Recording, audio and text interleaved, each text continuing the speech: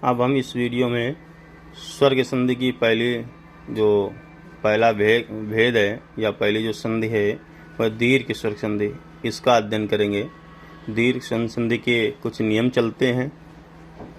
नियम मैंने लिख दिए सामने कि आ धन आ बराबर आ और आ धन आ बराबर आ और आ धन आ बराबर आ और आ धन आ बराबर आ। इसी तरीके से ई और इसी तरीके से ऊ और ऋषि का भी यहाँ पर नियम लिखा गया है। अब नियम 2 हो गया।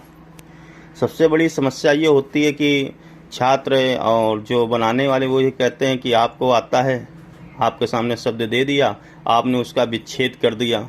जैसे नीचे आप देख रहे होंगे एक धर्मार्थ लिखा हुआ है, मैंने विच्छेद कर दिया, धर्म धन अर्थ बराबर धर्मार्थ।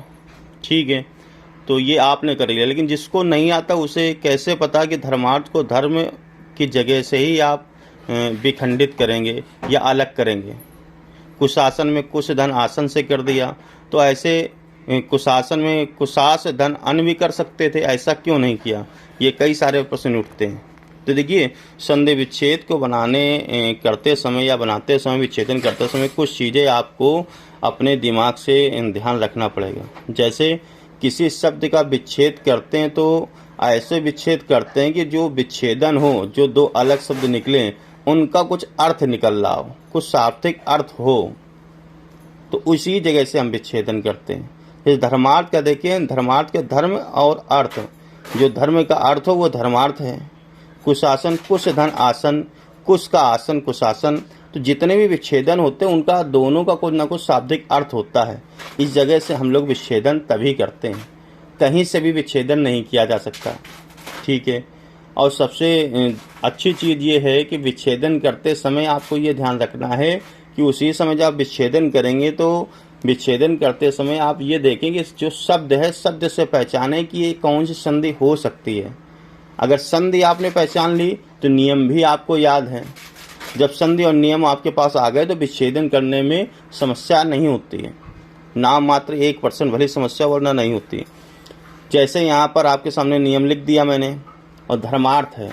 अब धर्मार्थ के शब्द को से ही कैसे पहचानेंगे कि ये धर्मार्थ दीर्घ संधि ही है?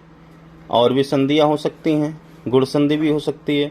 तो देखिए, इसके लिए एक ट्रिक है, ध्यान रखना होगा। दीर्घ संधि नाम से ही दिख रहा है कि दीर्घ स्वर संधि है।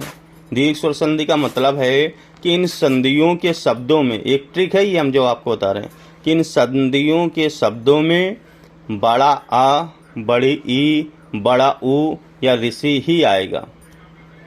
जितने भी शब्द आएंगे वो दीर्घ स्वर आएगा। दीर्घ स्वर यानी बड़ा, और दीर्घ स्वर कौन कौन से आएंगे ये भी मैंने बता दिया। बड़ा आ आएगा या बड़ी ई आएगी या बड़ा ऊ आएगा या ऋषि आ जाएगा, और कोई नहीं आएगा। जैसे धर्मार्थ में देखिए, बड़ा आ है जहाँ से विच्छेदन होना है। कुशासन में बड़ा आ है जहाँ से विच्छेदन होना है। विद्यार्थी में बड़ा आ है जहाँ से विच्छेदन होना है। अति में बड़ी ई है जहाँ से विच्छेदन होना है। कपीस में बड़ी ई है। गुरु उपदेश में भी बड़ा ऊ है। वधोत्सव में भी बड़ा ऊ है। जहाँ से विच्छेदन होगा वहाँ देखिए आपके सामने उस संधि का ही बड़ा दीर्घ दिया गया है, बड़ा स्वर है। अब देखिए किस प्रकार से। सबसे पहला दिया गया धर्मार्थ। धर्मार्थ का मैंने विच्छेदन किया, धर्म धन अर्थ, और पहला जो विच्छेदन शब्द है उससे आखिरी का स्वर और दूसरे वाले से पहला स्वर मैंने निकाल लिया। धर्म में देखिए छोटा आ है, उसको निकाल लिया, और अर्थ में भी छोटा है, उसको निकाल लिया, और छोटा आ धन छोटा आ बराबर बड़ा आ हो गया। नियम नंबर पहला का पहला कह रहा।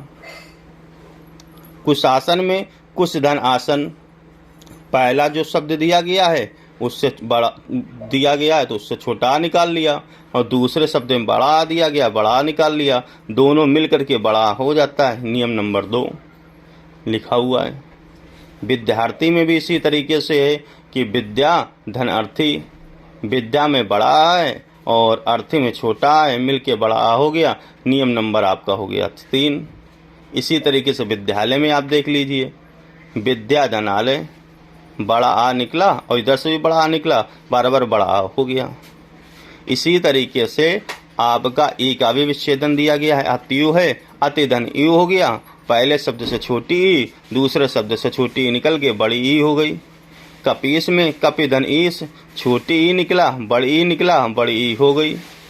महेंद्र में मही धन इंद्र, छोटी ई निकला और इधर बड़ी ई निकला, क्यों मही में बड़ी मात्रा है, धन इंद्र में छोटी मात्रा है तो छोटी ई निकल आया और दोनों मिलके ई हो गए। रजनीश में रजनी धन ईस, तो रजनी में बड़ी ई आ गया और ईस में भी बड़ी ई है, बड़ी ई हो गया। इसी प्रकार से इधर आ जाते हैं। गुरु उपदेश, गुरु धन उपदेश, ऊ धन ऊ बराबर ऊ हो गया। वधुत्सव, वधु धन उत्सव, बड़ा ऊ छोटा ऊ मिलकर के बड़ा ऊ हो गया। भूर्जा, भू धन ऊर्जा, और सबका अर्थ भी है भूर्जा, भू धन ऊर्जा, भू माने धरा, धरा की ऊर्जा, तो बड़ा ऊ बराबर बड़ा ऊ। और पितृण, पितृ धन ऋण, यानी पिता का ऋण, पिता का कर्ज, तो ऋषि धन ऋषि निकला, ऋषि हो गया। इसी तरीके से कोई भी शब्द आप देख लीजिए, सबका कोई ना कोई शाब्दिक अर्थ जरूर होगा, बिना शाब्दिक अर्थ का शब्द हो ही नहीं सकता। इस तरीके से आप ये संधि विच्छेद करेंगे। तो आज जो है दीर्घ संधि आपने पढ़ा और पूरे नियम मैंने साथ में उदाहरण के संक्षेप में आपको बता दिया। इसको आपको याद रखना है, ट्रिक जरूर ध्यान रखना है।